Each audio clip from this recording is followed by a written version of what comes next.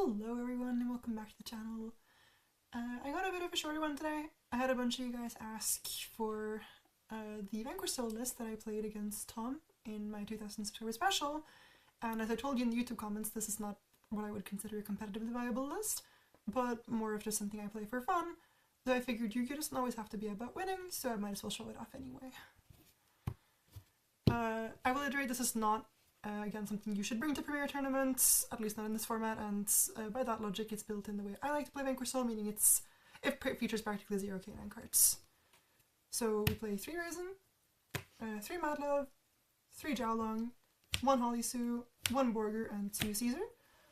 In Pure I always like having 3 bouncers, even when Holisu wasn't the one-off. I think it's very important when you're playing Pure that you don't have multiple one-off, or like at least I don't have 3 one-offs, so that you're not forced to, like when you go through these cards, they end up in, multiple of them end up in the graveyard and then you don't have access to them, apart from with Rock, meaning if they stop Rock or Rock only gets you back 1, then it can be annoying to play grind games. Most people play 2 Borger, I play 2 Caesar because this deck doesn't have all of the Canaan Earths, and I also think it's important being able to search any attribute at any given time to make your cards live, and if you have Caesar in hand and Sue on field, or Caesar on field and Sue in grave, or something similar, then you're not able to search Earth if you only play 1 Caesar, but you can always search Dark because you have 3 Madlove. Since some people play 2 Jiaolong in Canaan, that's probably fine. In Pure, you can't do it. You need access to your full engine. Trap and Field Spell. No Dust Devil, no Continue. I don't think either of those cards are mandatory. Your grind game is good enough without them, but you could play either one or both if you're a lunatic. 3 Stake Your Soul, 1 Reinforcement of the Army, 1 Pot of Prosperity, and 2 Extravagance for like the extra engine consistency cards. Not the 3rd Extravagance, I don't like having 4 pots in the main, at least not in every game. As most people with Ice can tell, the 4th one is also in the list, but I generally just dislike having 4 pots because you can only play 1 each turn, you can't draw them off of Heavy Borger. So I don't like having them with the mulch armies. And also there are no better consistency cards to side in for a Pure Vanquish Soul, apart from like 7 Tachyon, which is really awkward. For the Cannon Engine we have 1 Yokel, which is like basically the only K9 card in the deck, and 3 Azuna and Lupus as hand traps that just work well with Vanquish Soul. Earth is by far the best, or the worst, sorry, of the 3 attributes. You don't really care that much about Earths.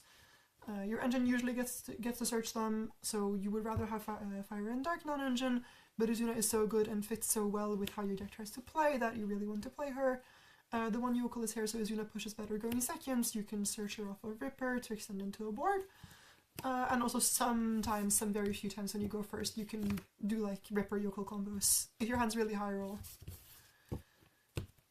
Then for the non-Cannon, non-engine, 3 Ash, 3 Crow, as I iterated before. I really like this card in this deck for this format.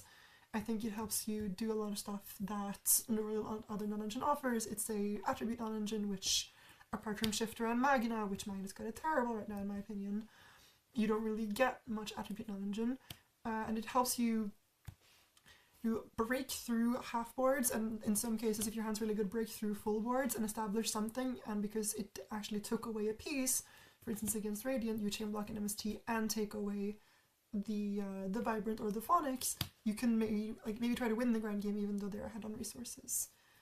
2 Bell, it's fine, it's a good card, but you generally don't really want to draw 2 of it, and also I only play this deck to play against friends and play at locals, and we don't have that much either Dracotail or Radiant Typhoon.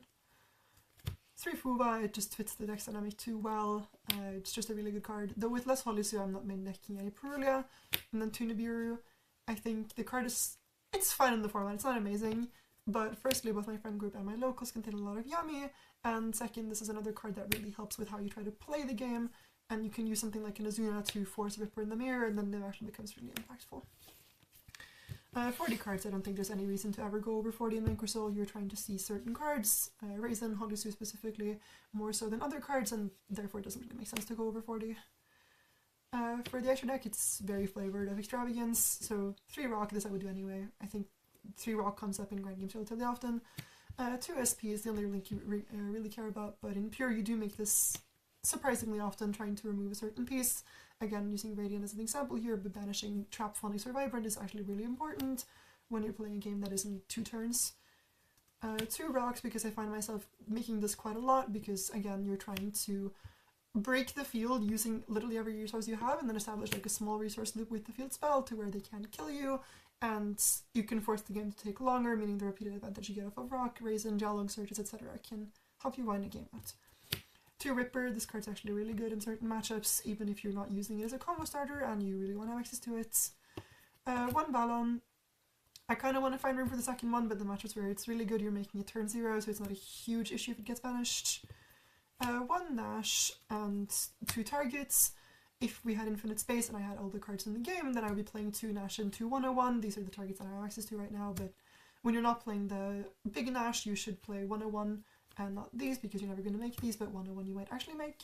No big Nash because if you banish any of the 4 Nash Knight related cards off of Extravagance, it doesn't do anything. And then Zeus and Typhon because these cards are really good. You feel bad every time you banish either of them of Extravagance, but I still don't think, at least not Zeus, is worth playing multiple of. You could consider second Typhon.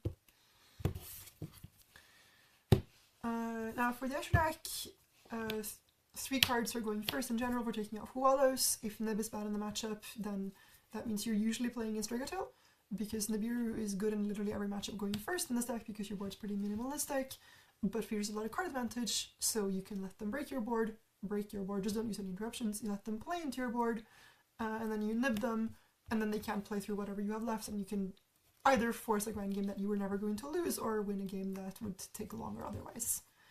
Tikaboo because Yummy is an annoying matchup, 2 Retaliating Sea and Shifter to replace a Nibiru playset against Dragotail, 2 Droll also for Yummy but also silly combo decks, and 3 Perulia. And for the last 3 slots, I honestly think you can just play whatever you want.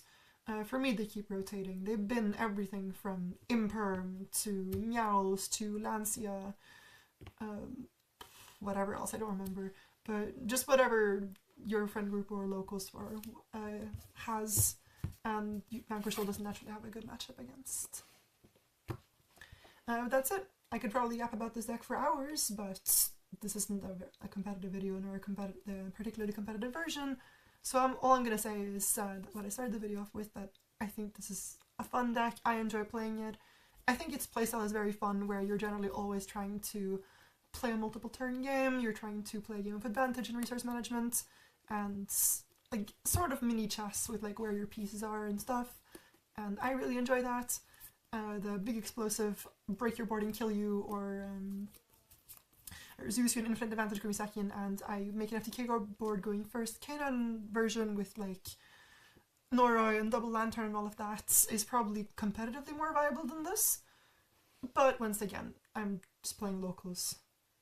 Either way, hope you enjoyed the video, have a good rest of your day, and I'll see you around.